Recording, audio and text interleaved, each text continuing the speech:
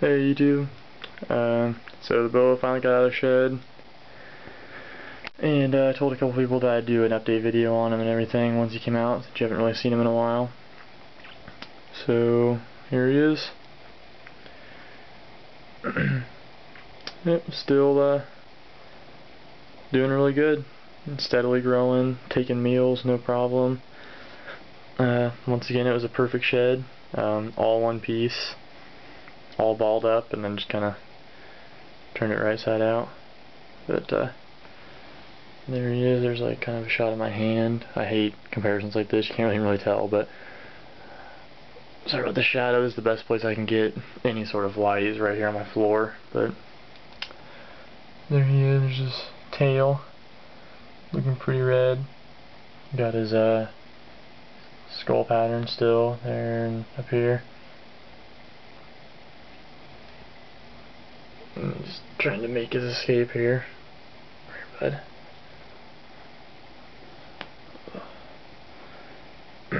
So there he is, looking really good, doing great.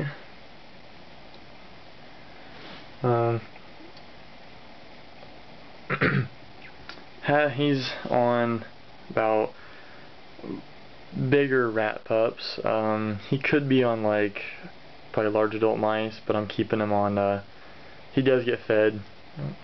He gets fed every week, so there isn't really much of a grave importance giving him, huge meals, like the utmost that he could take. So I keep him a little bit smaller, but not too small. They leave a good sized lump in him and everything. So no reason to power feed him at all. He's just gonna be just a pet. So, but he's steadily growing.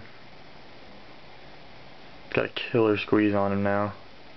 I mean, even with him this big, it's hard to get him to let go if he doesn't want to. But he's really pretty. Nice reddish brown saddles and just beautiful sides. It's got a nice iridescence to it. It's really hard to pick up with the camera, and you probably won't pick it up at all. And it's got a nice salmon tone too, which it never gets picked up since I've had him. So, but it's really beautiful. I'd like to get another one, like an actual morph. I've always been pretty partial like the super hypos, super salmons, stuff like that. I'd like to get another one just as a pet, but that won't be until way into the future when I'm a bit more stable with everything. But something else I wanted to do right quick here, so I just showed him, and I mean, that's basically it. Here he is, was someone asked me how to hook up a light dimmer to a heat pad to regulate the heat and make it so it's not so hot, because the Zoom Ed ones get really hot. So I said I would show them that, and it's really simple, but I always feel seeing it is better than just having someone tell you. So I'll go ahead and show that. Here's his cage still. Pretty much the same setup. Usually has a towel on top. I took it off to get the proper lighting. Yeah, there's the cage, still pretty much the same exact setup he had before. He really likes it. So anyway, the light dimmer, it's actually down here. It's one of these right there, and it has a little toggle switch on it, you can see, and up and down controls the temps. And all that does is, there's the heat pad underneath the cage, which you can't see, but it's right there.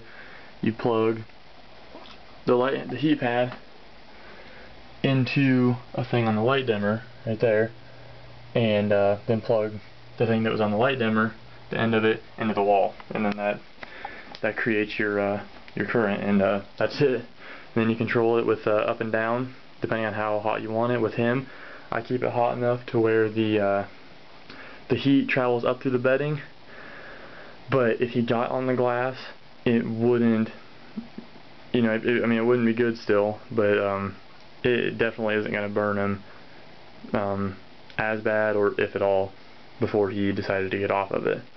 So just enough to keep the bedding warm on top, but not enough to make it a hazard for him. So I picked that up at Menards for like $10, so it's a really good idea, and it's a lot safer way than just leaving it on those Zoom Ed ones all the time, because they get very, very hot. And then of course heat lamp is always a good idea. Definitely helps regulate the temps. I mean, his ambient heat right now is at 85, and his humidity's at, let's see, 53. So once I get the towel back on there, it'll keep it the steady 55 that I use for him all the time. And during shed, I'll boost it up to about 62 to 63, somewhere around in there, and that ensures he's gonna have a perfect shed.